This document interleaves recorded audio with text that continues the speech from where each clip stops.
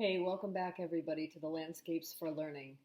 My name is Maureen and I'm welcoming you to the Landscapes of Learning to embrace learning as a lifestyle for your health, your personal health, and the health of all of us collectively. So what I've been teaching here is learning about yourself, knowing yourself for wisdom and wellness, and I give you tools for mind-body health, some original resources that I've created based on my experiences in yoga and being a teacher and writing. I give you tools and resources in mind-body health to get you to know your self-wellness, to get you there through self-study for self-realization. All of this is designed to help you lift the heavy weight of being human. It's not easy being human. Maybe we take that for granted that we're on our feet and moving about in the world and all is well, but it is a challenge just to be who we are. In my previous videos, I've been talking a little bit about knowing who you are and finding resources within you and around you to really do a little bit of unlearning and unconditioning to know the true you. I'm drawing in these videos from my classic Wisdom for the Modern Human self-study guide for wellness, which you can purchase on Amazon, and it's also on my site. And today we're going to talk a little bit about attention. So just to recap, knowing yourself isn't an easy path. It takes attention. We're going to talk about attention today. It takes attention, courage, and honesty. In a previous video, talked about being honest as part of self-study is critically important. Sounds simple, but not easy to be honest. Most of us aren't, and it's a trial and error process with everything. So I hope you that you watch a lot of these videos and take my courses online and read my book, and you'll see why the challenge of knowing yourself is a better sort of challenge and struggle than suffering and confusion and ignorance about who you are or who you've been taught to be by our culture. Some of the beliefs about ourselves are not true. We've been inculcated with a lot of things that we think are normal, but really they're sort of maladaptive and not helping us function as our true selves, or not really fully expressing the best in ourselves. Maybe we don't know what we don't know. We may have resources within that we've just not taken the time to slow down, look within, and find those resources. And that's a big part of my mission at Landscapes for Learning, to help people travel their inner landscapes for learning. I know as a teacher, a lot of students that I worked with over the period of 14 years didn't think they had any inner resources until they were encouraged to really look and given tools to travel that inner landscape. It takes practice, and unfortunately we don't get a lot of practice in that in our culture. So that's part of the mission of Landscapes for Learning. Learning's hard work. It's learning is being agitated. It's a movement. It's going from what's known to what's unknown. Is a little bit scary. So it's hard work, but if you dedicate yourself to it, I assure you it's worth the struggle. It's sort of like pick your poison. I choose to learn and make my lifestyle a learning lifestyle, and it benefits my health greatly. So I want to share that with you. Today I'm going to talk about attention, and I'm going to pull from the classic Wisdom for the Modern Human, a self-study guide for wellness. I've already gone through in previous videos the acknowledgments, the preface, the intro, talked a little bit about honesty, and today we're going to talk about attention. So I'm just going to draw a little bit from the first part of attention, read a few pages, maybe a little sort of some excerpts, and just give you an overview of some of the exercises that you might find interesting. And also, I'm going to in the links, I'm going to in the description below, I'm going to include some resources that aren't in the book, but that are helpful in terms of attention if anyone's interested in really doing a deep dive into attention and understanding what I'm talking about attention, what's informed this chapter in my book. So Um, in the modern world, and this is called classic wisdom for the modern human, what it means to be a modern human, right? We live in a world of algorithms. And um, these big tech companies and social media and everything that we're doing, right? Our computers are listening to us, our phones are listening to us. The market is manipulating our attention, it's capturing it, it's using that data to keep you hooked on things and feeling like you're not enough and that you have to go back and buy something or pay attention to something that this external force wants you to look at. Um, Part of why I talk about attention in this book, and it's first in the self-study guide of the 5 parts, is because it is the foundation of psychotherapy, foundation of health, is to understand what attention is, your own attention, attention in general, your own attention, and how to take control of it and have agency over your attention and not let others manipulate your attention. Your attention is your life. So why attention, why now in this modern world is how I begin this chapter. And I'll just start with just a little quote. You can tell what a man truly values by observing what he pays attention to the most. As countless spiritual teachers have warned, what a man pays attention to ends up molding his soul and character. What's got your attention? What's molding your soul and character? Maybe you don't know what soul is because, again, in our culture, we don't have a lot of instruction and rituals around that concept. But we'll delve into it through all these videos in this book. When you pay attention to your own attention, you will learn about its value for your wellness. It's critically important to understand the nature of attention and your own attention to know who you are. When you own your own attention and you control it, you'll become more consciously aware of exactly what it is you're aiming at, what you're focused on, what you believe in, and what you live by. So your attention should be aligned with, it is aligned with your values. And so some of the exercises in this workbook is to kind of get a list of where your attention's going. I encourage you to just step back and watch your attention for a day, for an hour, and see where it's going. And then, if you can compile a list to see where are you spending most of your attention, you'll get an idea of what it is that you are valuing. I mean, you can say that you value, say, your dog as the most important thing in your life, but if your attention is only on the dog for a minuscule part of the day, maybe that dog isn't the most important thing to you. Where else are you putting your attention? And so when you watch your own attention, you can sort of, by default, figure out what it is you're valuing, what it is you're aiming at, and what direction you're going. And if you break it down into moments, each moment of your life, where is your attention going mostly? And that becomes your life if you continue to pay attention to the things that matter most to you. Now, we hope what matters most to you is fulfilling and healthy, and good for you and good for everybody around you. And that's what we need to assess. It's sort of just observing your own attention, seeing where it's going, collecting all of that data non-judgmentally, just to get a lay of the landscape of who you are, because you are your attention. Your actions, behaviors, everything is connected to what you're paying attention to. A really good tool, and I'll just quickly say it here, is one of the things that we do when people get, say, emotionally dysregulated, or say you're in the middle of a conversation and somebody's yelling at you, and you feel the urge to defend yourself and to yell back, but you want to try to stay calm. A really good tool is to just feel your body.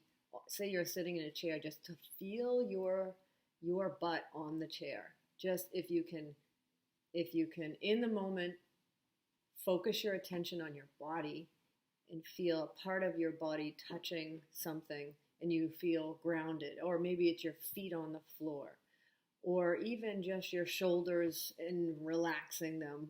Wherever you put your attention, maybe not on the person yelling you turn it into towards your body, feel grounded, and then that can sometimes help people respond or to say nothing, but to manage that stress in the moment. That's just a quick example of how when you control your attention, you can use it for creative strategies to cope with stress. And we know our lives are full of everything is stress, right? Whether it's good stress, bad stress. Stress is energy levels going up and down and whatever. So that's just a quick example of how important attention is for your health. Quick example. Okay, so once you understand the nature of your attention and how it works and start to own it and own your own attention more consciously and focus it more deliberately, then you can turn your attention inward. Travel inner landscapes for learning. You can get into interoceptive awareness. That's just understanding what sensations and things are happening within you, which we also don't take time often to do. We do things like that in yoga, Tai Chi, but a lot we don't grow up with that as a thing that we get taught early in life and consistently throughout life.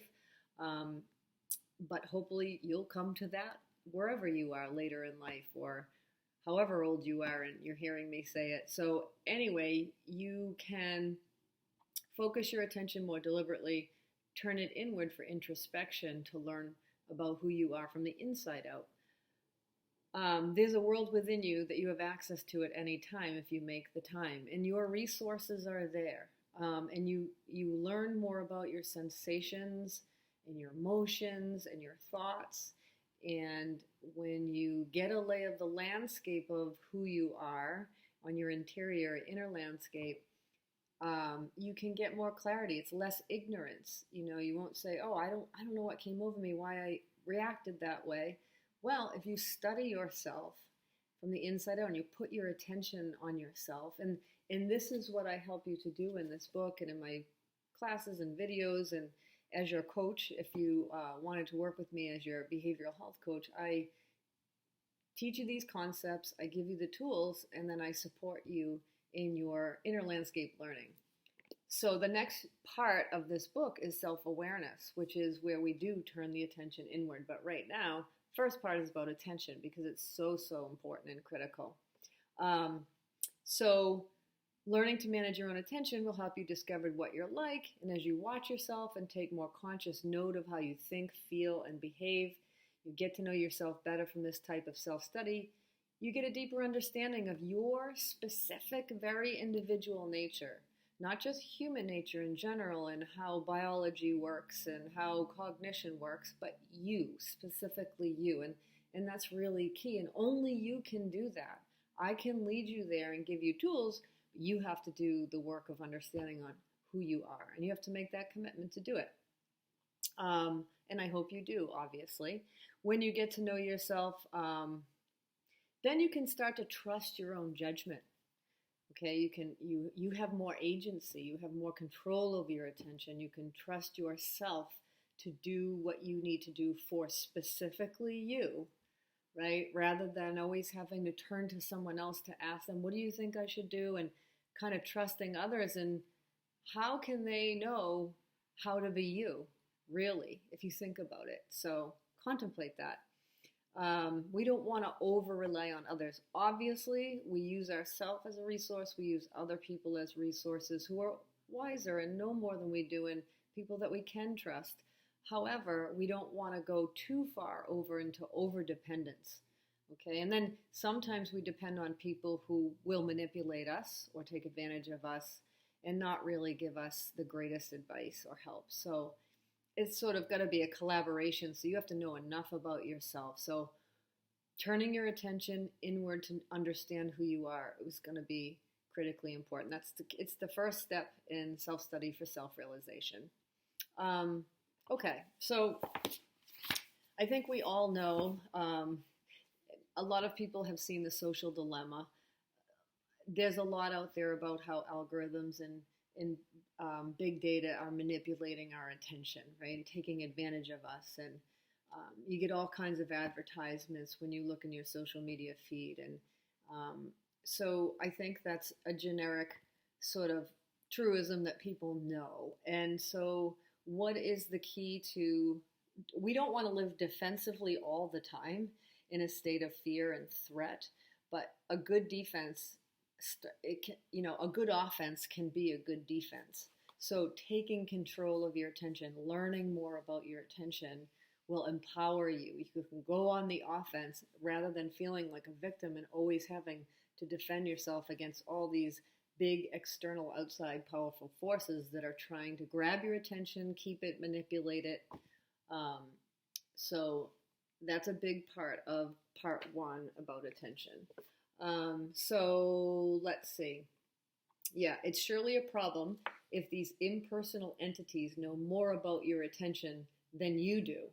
It's not good that they know more about attention and how it works and how much time you're focused on particular things, your inclinations, habits, fantasies, and behaviors than you do, right? You should be the boss of you. But if you're not paying attention and you're distracted and you're not understanding attention and controlling your own attention on your own terms and becoming your own person and personal agency, then there are nefarious forces out there who are going to grab it from you and manipulate you. So, kind of scary that they can manipulate what you see, which will impact what you think and how you feel. So think about that. It's motivation and inspiration to study your attention. And like I said, I give you tools in here, exercises. I also have courses online. There's a course on attention on my website. You can purchase it individually, or you can purchase all 5 courses and the book and follow along. And these videos are supplementary. So we need to get offline. You need to get with yourself. Yes, I realize that I'm talking to you on the internet. I'm trying to connect and give information to as many people as possible. But once you get the tools, and that's why I wrote a book, so that you could have this away from the computer, your self-study is definitely done offline. You get the resources and the tools, but the work is done within, and only you can do that. So I encourage you to get offline, get with yourself, and study your very own humanity. If you're knowledgeable about the nature of attention, pay attention to your own attention more, and are deliberate about where you choose to put your attention, you'll not only know who you are and what defines you, but this will be your best defense against manipulation and unwanted influences. You can't control the powers of AI. They're not going anywhere, artificial intelligence. But you can control your response to it by knowing who you are. And that first step to knowing who you are is to study your attention. So there are practices in the book. Like I said, in the resources below, in the description on the YouTube video, I will list some additional resources in mental health. Dan Siegel's Pocket Guide to Interpersonal Neurobiology, The Social Dilemma I'll put in there, and some work from Pat Ogden about attention. And there's many, many more resources that I'll be talking about in the future in future videos and sharing with you. But some of the activities, I think one of the most important activities in this chapter, part 1 of attention of the self-study guide, is attention and judgment. Super important, because people often confuse the two. They think that paying attention is the same thing as judgment, and there can be a lot of confusion there. So there's a distinct difference between the two, and we may think we understand what it means to pay attention, but I have an excerpt from an article in Psychology Today about attention and how we pay attention and what attention is. And basically, at the end of this article, it says, paying attention is ultimately an act of loving kindness towards ourselves. If we love a child, we pay attention to her. We watch this child thrive as we give her our attention. We know this works. In this way, we're not different from a child. We too will thrive with attention. And as adults, we have that capacity to give that attention to ourselves. We just don't do it. Maybe we think it's narcissistic, but it is important to pay attention to yourself. And let's practice simply paying attention and not rushing to judgment. So what that means is a lot of times we'll say pay attention to what we're doing in an hour, and we write that down, and then we go back and look at that, and we just criticize ourselves. We judge ourselves harshly, rather than just leaving it at the observation, the attention. Attention is an open awareness. Attention is attending to, like it says in the article, it's an act of love if you think about it. But it's a space as well. It's sort of like whatever happens in that space that you're paying attention to unfolds all on its own, and you're paying attention to it without judging it, without wanting to change it. It's simply just paying attention. So I think if you want to learn more about this, you can buy the book, you can take the course online, and it gets into the real nitty-gritty about attention. But suffice it to say, when you study yourself and you want to know who you are for your own wisdom and wellness, it begins with attention. All right. Enjoy the book, enjoy the course, enjoy your day, and I'll see you in the next video, which I'll talk probably a little bit more about attention before we get into self-awareness. Take care.